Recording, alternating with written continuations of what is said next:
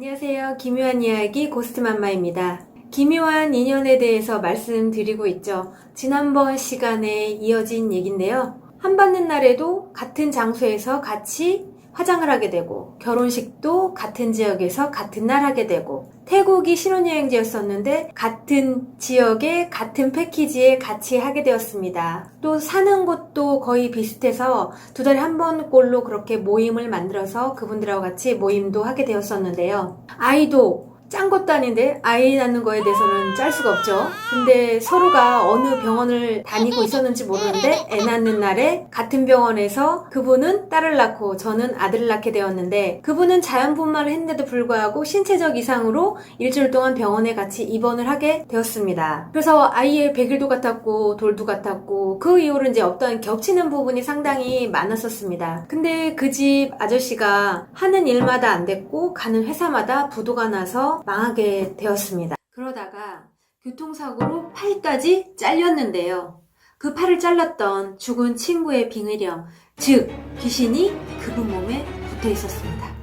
그 기묘한 인연에 죽은 친구의 빙의령 귀신, 오늘의 사연을 시작합니다. 비가 오는 토요일 2월의 어느 날 그 부부가 저를 찾아왔습니다. 그 당시 저 역시 학원하다가 망한 자리로 사무실을 처음 내게 되었었는데요. 그분이 제가 사무실을 처음으로 냈다고 하니까 그분들이 저를 찾아오셨던 겁니다. 그래서 토요일이고 비도 마침 이렇게 내리고 해서 남자들끼리 밥을 먹고 난 다음에 맥주를 한 잔씩을 이렇게 했어요. 그러고 난 다음에 이제 그분이 어느 한 방으로 이렇게 들어가서 기나 좀 할까? 라고 이렇게 하면서 들어가시더라고요. 그러더니 잠시 후에 하는 소리가 나면서 그 전기불이 50평이 되는 전기불이 빠바박 하고 다 나가버리는 겁니다. 그래서 다들 놀래가지고 그 방으로 막 뛰어서 문을 확 여는 순간 그분이 구석에 쓰러져서 발닥 거리는 거예요. 그래서 저도 모르게 그 아픈 팔을 꽉 밟고, 너 안 나와? 너 안 나오냐고. 어디서 이게 사람 몸에 들어가서 이렇게 사람을 놀래키고 사람을 아프게 해. 그리고 팔까지 잘랐어. 안 나와? 라고 이렇게 말을 했죠. 그랬더니만 그분이 씩 하고 웃는 겁니다. 소름 돋죠? 비가 오는 토요일 오후에 이렇게 2월달이면 좀 춥잖아요. 음산하고 비가 이렇게 내리는데 그렇게 씩 하고 웃는 거예요. 그러면서 너 안 나오냐? 라고 했더니 농약 먹고 죽은 친구 영혼이 그분 몸에 빙이 되어서 그분 팔을 잘랐던 거예요. 그래서 너 안 나와?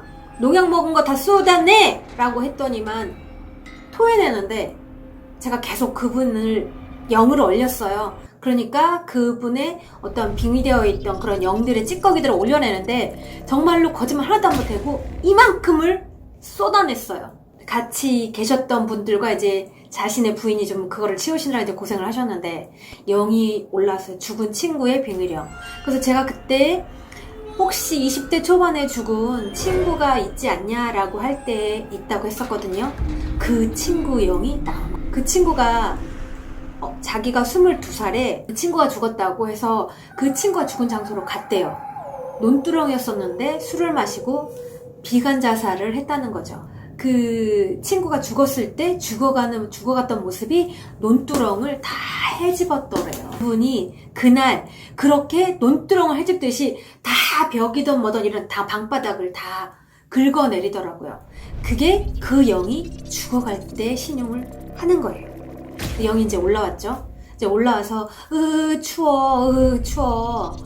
그렇게 말하죠. 너 왜 그렇게 이분을 괴롭히고 팔까지 잘랐어? 라고 하니까 자신이 있는데도 알아주지 않았어. 그렇게 했다는 거예요. 이분이 평소에 가인을 상당히 많이 알았던 것에 대해서는 나중에 들어서 알게 되었어요. 친구 빙의령이 이렇게 말을 하는 거예요. 그러더니만 나 장가 좀 보내달라고. 나 영혼 결혼식을 시켜달라는 거죠. 그래서 제가 그랬어요. 너 그러면 너 색시가 있어야 되는데 색시가 있어? 라고 하니까 받은 게 있대요. 또 씩하고 웃어요. 그래서 누군데? 라고 했더니 혹시 제가 그날 낮에 어떠한 저를 아는 지인이 자신의 친구를 데리고 온 적이 있어요. 낮에. 그분은 유독히 허리가 느닷없이 아팠다고 그래요. 느닷없이 아팠는데 어디를 가든 원인이 없었다고 그래. 그 아픈 것에 대해서. 그러니까 이제 너무 답답했었죠. 자신은 분명히 아파서 병원에 입원하고 별짓을 다 했는데 그게 전혀 호전되지가 않았대요. 그래서 혹시 제가 이렇게 얘기를 했어요.